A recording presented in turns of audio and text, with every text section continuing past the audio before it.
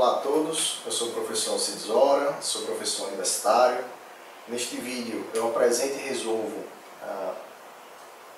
um problema de um dos conteúdos da disciplina Mecânica dos Materiais, o capítulo 3 de torção.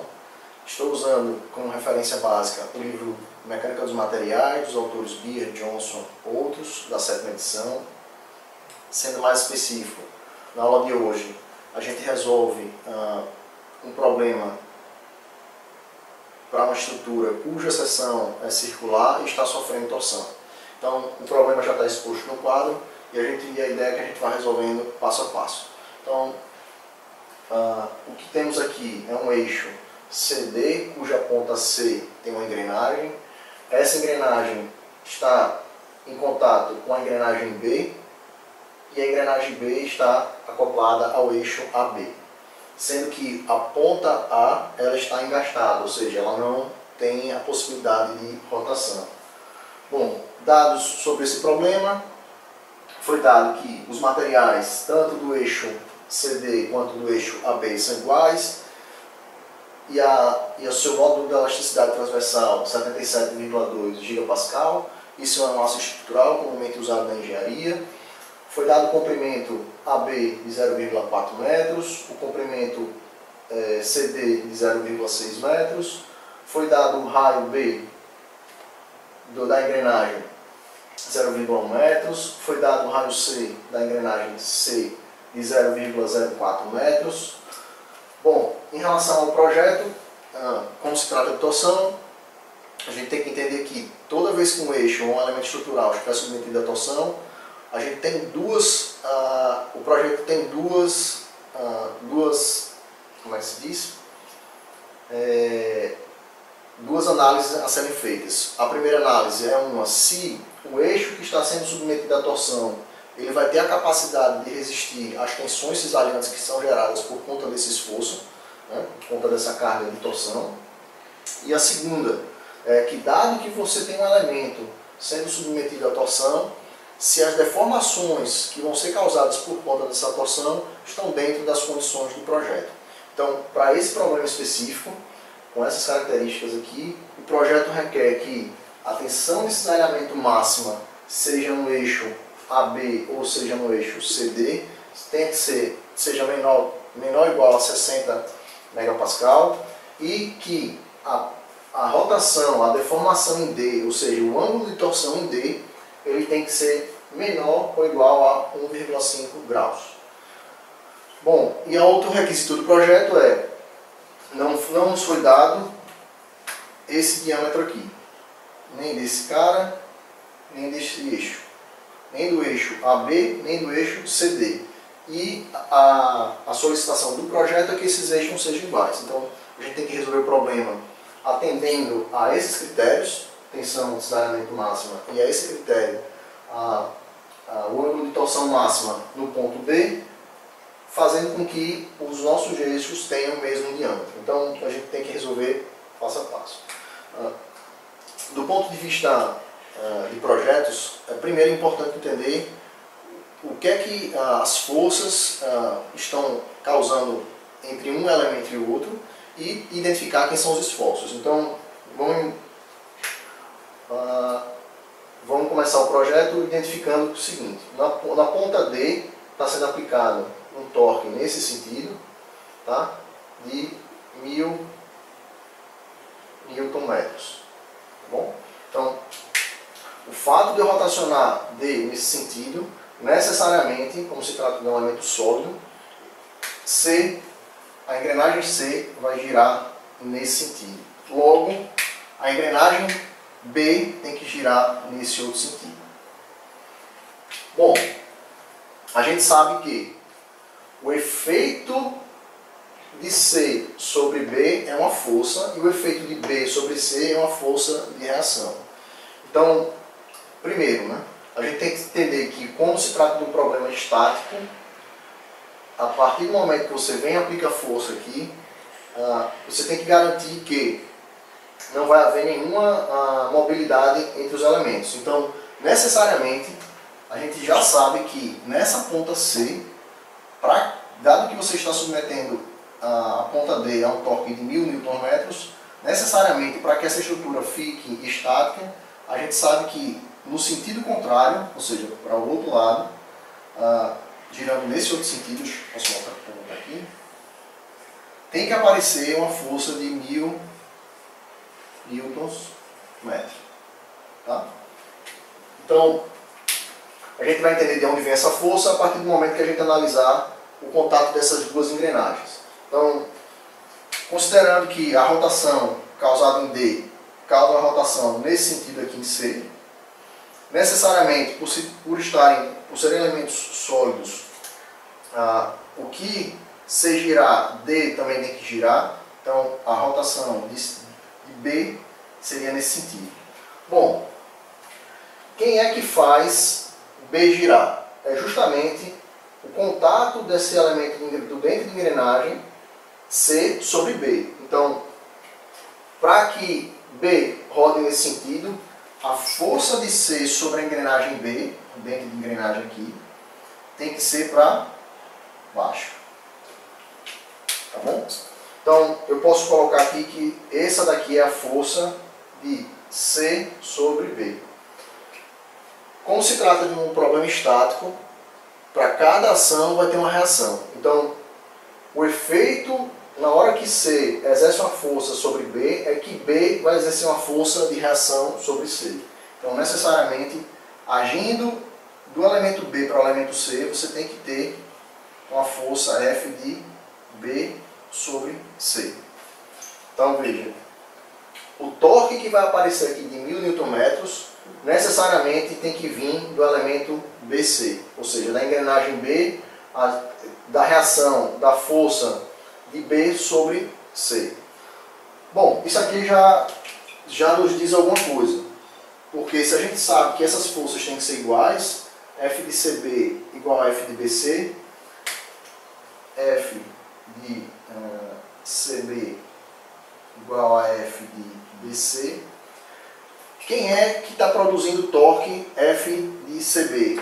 É justamente o eixo, o torque que foi iniciado aqui em D, é o mesmo que vai aparecer aqui na minha ponta C. Então a gente sabe que esse cara de cá é quem? Força é igual a torque. Quem é esse torque de cá? É o torque de CD, que na verdade é o torque C, só desculpe. Vamos imaginar que o torque de CD é o torque que vem todo esse eixo. Qualquer elemento que você precisar analisar aqui, seja nessa seção, nessa seção, nessa seção, por conta da característica estática, e só ver esses dois torques, necessariamente qualquer seção transversal que você pegar aqui, esse torque tem que ser de 1000 Nm. Então, a gente sabe que o torque em D é igual ao torque em CD, ou qualquer elemento transversal aqui ao longo do eixo CD, assim como tem que ser igual ao torque em C. Então, o torque em C é quem? Desculpa. Força, torque é igual a força vezes o raio. Então, a força necessariamente tem que ser quem? O torque de C sobre o raio de C. No caso desse elemento aqui, né? R de C sobre R de C. E, olhando agora para F de B, C, então vai ser quem? O torque de B sobre o raio de B. Tá bom? Com isso, implica o quê? Que eu tenho todos esses meus dados, eu tenho quem é o torque de C, eu tenho quem é o meu R de C, o raio de C, tenho o meu raio de B, então eu posso calcular meu torque em B. Meu torque em B seria 2.500 Nm.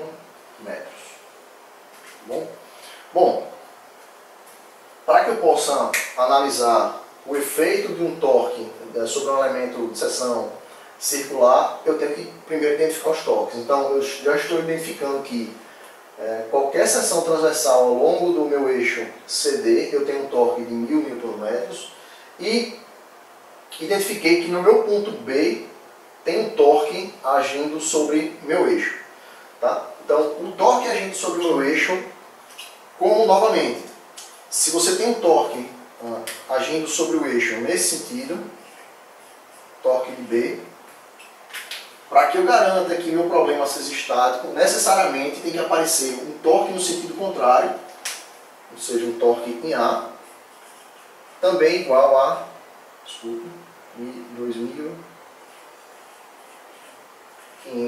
Nm. Então, dessa análise, a gente consegue identificar que seja qualquer seção transversal que a gente pega aqui entre o eixo AB, necessariamente você tem um torque de 2.500 N, tá bom?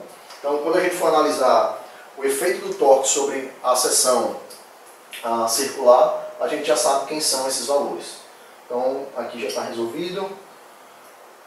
Bom, então, a partir do momento que a gente já tem essas informações, a gente pode efetivamente partir para os requisitos do projeto. Então, o primeiro requisito do projeto é que as tensões de cisalhamento máximas elas não sejam superiores a 60 MPa. De acordo com os conceitos que a gente estudou, que foi apresentado no capítulo, o que a gente tem aqui é que uma tensão de cisalhamento ela é proporcional ao torque vezes o raio máximo do seu eixo sobre o momento polar inercial, J. Tá bom? Então, a gente, com essa condição, a gente pode aplicar para cada um dos eixos. Então, vamos aqui. Bom, então, vamos ao cálculo da tensão. O projeto requer que a tensão máxima, seja no eixo CD ou seja no eixo AB, ela não deve exceder 60 MPa. Então, de acordo com a nossa equação, a gente tem que a tensão máxima ela depende do torque, do raio máximo do eixo sobre o momento polar de inércia. Necessariamente, se esse cara tem que ser menor ou igual a 60, então essa equação também tem que ser menor ou igual a 60. Então, manipulando isso aqui, eu fico com torque vezes o raio máximo meio de πc a quarta, então eu posso, lembrando, né, que meio de πc a quarta é o momento polar de inércia, então eu posso fazer uma simplificação. Resolvendo matematicamente, eu tenho que C ao cubo tem que ser maior ou igual a 2 vezes o torque sobre π vezes 60 vezes 10 a 6. Lembrando que 10 a 6 é a transformação de megapascal para pascal. Então, essa daqui é uma equação que tem que atender tanto para o meu eixo CD quanto o meu eixo AB. Então, para ser uma coisa mais didática, a gente vai calcular os dois. Então, quando eu considero o meu eixo AB, eu tenho que o meu torque máximo, o meu torque ao longo de qualquer seção, qualquer elemento que você fizer um corte aqui do eixo, ele é 1000. Então, fazendo essa consideração de 1000, você tem que, para o seu eixo CD, o cálculo dessa equação aqui fica que o CD, que o raio C do eixo CD tem que ser maior ou igual a 21,7 milímetros, ou simplesmente que o meu diâmetro CD ele tem que ser maior ou igual a 43,9 milímetros. Se a gente usar agora o torque do meu eixo AB, que é 2.500 Nm, a informação que eu tenho aqui que o meu raio máximo tem que ser, o meu raio maior ele tem que ser AB maior do que 29,8 milímetros, ou o diâmetro tem que ser maior, o eixo AB tem que ser maior do que, maior ou igual a 59,6. Veja que o diâmetro AB garante que ele é maior do que o diâmetro CD. Então, atende à condição de que ele tem que ser maior ou igual a 59. Já o diâmetro desse CD, ele não garante a condição para o meu eixo AB, porque 43 no caso é menor do que 59,6. 43,9 é menor do que 59,6. Então, por uma questão de projeto, a gente tem que escolher o que garante as duas condições. Então, o eixo, necessariamente, o diâmetro do eixo, atendendo à questão da tensão, tem que ser o eixo de 59,6 milímetros. Bom, então, essa é a primeira condição. que a gente detalhou em função da tensão, obteve em função da tensão, e agora a gente precisa analisar o ângulo de torção. Tá? Então, o ângulo de torção específico para o ponto D, a gente vai ver que ele vai ser uma combinação tanto da torção do eixo AB quanto da torção do eixo C. Então, como é que a gente enxerga isso? Primeiro, olhando aqui o efeito da força de C sobre a engrenagem B, é que ela vai causar uma torção nesse sentido. Então, deixa eu colocar essa força daqui para cá. Seria essa força F de CB, causando uma torção devido a você tem uma força e tem um raio de B. Como se trata de um material que ele tem a capacidade de se deformar, essa força sobre esse eixo AB, visto que no ponto A ele está engastado, quando ele rotacionar, quando ele gerar esse torque sobre o eixo AB no ponto B, toda a engrenagem vai rotacionar em determinado ângulo.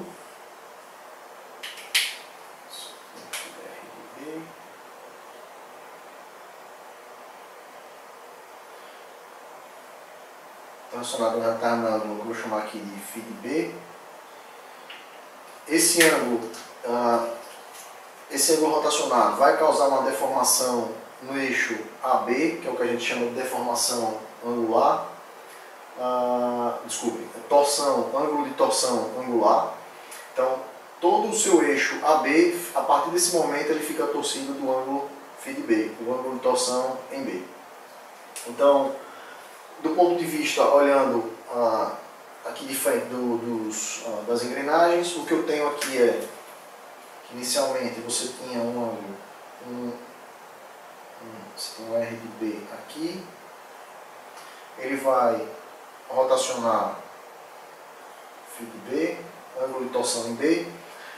Esse ângulo de torção ele vai estar relacionado ao deslocamento de B desse ponto de contato da engrenagem até um ponto mais à frente, que é o deslocamento aqui, que a gente pode chamar de deslocamento S de B.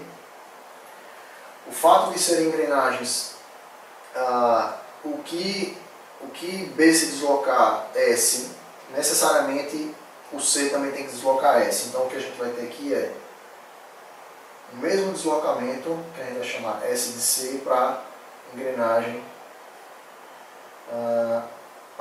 C, com o ângulo de torção angular, que a gente vai chamar de φ de C.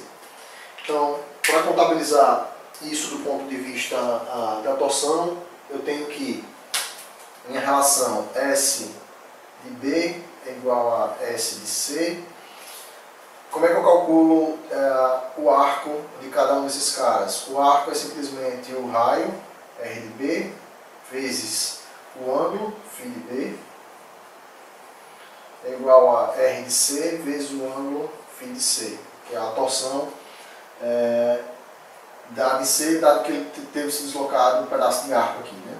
Então, o que é que isso implica? Implica que toda vez que você tiver um ângulo de torção em B, necessariamente você vai ter um ângulo de torção em C. E como é que essas coisas se relacionam? Vai ser R de B sobre R de C vezes φ de B. Tá bom? Essa torção em C é só devido à torção de B. A gente ainda não contabilizou o efeito de você ter um eixo submetido a torque causando torção. Então, o que a gente vê aqui, olhando para o ponto B, primeiro se a gente considerar que ele está partindo desse ponto aqui, esse primeiro deslocamento foi o efeito devido ao deslocamento no ponto B, na engrenagem B, a torção do ângulo em B. Então o que eu tenho aqui é φ de B. E o que a gente vai ver agora, depois que ele está nesse ponto, é que na hora que você submete um torque ao longo do eixo aqui, CB, CD, esse cara também vai causar uma distorção, uma torção angular. E a torção angular vai ser para o mesmo lado. Se a gente observar aqui, pelo sentido da aplicação do torque. Então toda essa frente aqui tende a deslocar nesse sentido aqui. Então esse deslocamento aqui, partindo desse ponto agora, que foi o ponto em que B deixou a gente, você vai ter mais um ângulo de torção, que é o ângulo de torção que a gente vai chamar de φ de CB. Então, é entender que a torção do ângulo C, do ponto C, é um somatório tanto da torção em B, como da torção do eixo CB. Tá bom? Então, voltando aqui para os nossos cálculos, né? O eixo AB, ele sofre uma torção AB em função do torque, que está sobre todo o eixo, torque AB, comprimento AB, sobre modo de elasticidade transversal, momento polar de inércia. E aqui vem o detalhe, é que o fato, novamente, de A estar engaixado não poder se deslocar, então todo o efeito de torção vai aparecer aqui em B. Por isso que a gente define que, condiciona que a torção em AB é a mesma que acontece em B. Então, essa aqui é uma condição. A gente tem todos esses valores, né? Tem um torque ao longo de qualquer parte do eixo aqui, AB, é 2.500 Nm, 0,4 metros, e eu estou deixando aqui em função de G e J para facilitar as contas no final. Então, uma primeira informação aqui é o deslocamento de B. Dado que eu tenho um deslocamento em B, necessariamente eu vou ter um deslocamento em C, por conta dessa relação. O deslocamento em C, resolvendo para os raios, fica 2.500 sobre GJ. Esse foi só o deslocamento em C. A gente identificou, deslocamento em B não, tá? Corrigindo aqui, tá? Só uma correção. O deslocamento em B, ele causou um deslocamento em C, mas ele não é o mesmo valor que se desloca aqui não. O deslocamento, a relação entre B e C é dada por essa relação aqui, né? Aqui é o deslocamento em C, tá? Que causa uma torção em todo o eixo CB. Então, voltando aqui. Então, é esse deslocamento aqui, φ de C, que a gente está vendo, um pedaço, e a gente precisa calcular agora o outro pedaço, que é devido ao torque que existe. Então, olhando aqui para o eixo CD, o que a gente tem aqui, φ de CD, ele depende do torque que existe ao longo do eixo CD, comprimento do eixo CD, é o mesmo material que o eixo AB, então é GJ, lembrando que J é meio de πc a quarta, então isso aqui vai aparecer quando a gente for fazer as contas no final. Então, deixando em função de GJ, eu tenho que o deslocamento de φ de C, a torção angular de φ de CD é 600 GJ. Lembrando que agora, juntando essas coisas, né, que o ângulo de torção em D é o ângulo de torção em C mais o ângulo de torção em CD, eu imponho minha condição de projeto. O projeto impôs que esse ponto D ele pode no máximo rotacionar, ou seja, tem uma variação angular, tem uma deformação angular, uma torção angular de 1,5 graus. O valor que a gente usa lá, a unidade que a gente usa lá é radianos, então a gente tem que converter de 1,5 para 26,18 10⁻³ radianos. Então, impondo essa condição a esse somatório, eu tenho que o ângulo de torção em D é 2.500 GJ mais 600 GJ, dá 3.100 GJ. Resolvendo isso aqui para esse valor, eu tenho que, resolvendo a equação, eu tenho que o C a quarta é igual a todos esses valores aqui, tem que ser maior ou igual a 2 vezes 3.100, dividido pelo modo de elasticidade transversal, vezes o valor que eu já calculei aqui, cadê? Isso aqui é C a quarta. Tá, eu já trouxe os dois para cá. Estou trazendo agora esse π e o módulo de elasticidade, já trouxe. E o valor aqui do do ângulo, tá? Então, resolvendo essa equação e resolvendo essas contas, eu tenho que o meu raio para esse diâmetro, esse eixo CD, ele tem que ser maior ou igual a 31,44 milímetros, ou simplesmente que o diâmetro tem que ser maior ou igual a 62,88 milímetros. E aí a gente chega no momento em que a gente tem que olhar para os dois requisitos do projeto. Um requisito era a tensão. A gente identificou que para esse requisito de tensão, o diâmetro para o diâmetro que atendia as condições para o eixo C e D e A e B, ele tem que ser maior ou igual a 59,6. Já a condição de torção, ele tem que ser maior ou igual a 62,88. Notem que 62,88 atende à condição de 59 ser maior ou igual do que 59,6. Já 59,6 não atende à condição de ser maior ou igual do que 62,88. Logo, o diâmetro calculado é o que a gente encontra para o ângulo de torção em D, sendo limitado a 1,5 graus. Bom, com isso a gente encerra a resolução. Espero que vocês tenham gostado. Quem gostou, dá o like, compartilha com os colegas e fica ligado no canal para outras resoluções. Até logo, tchau!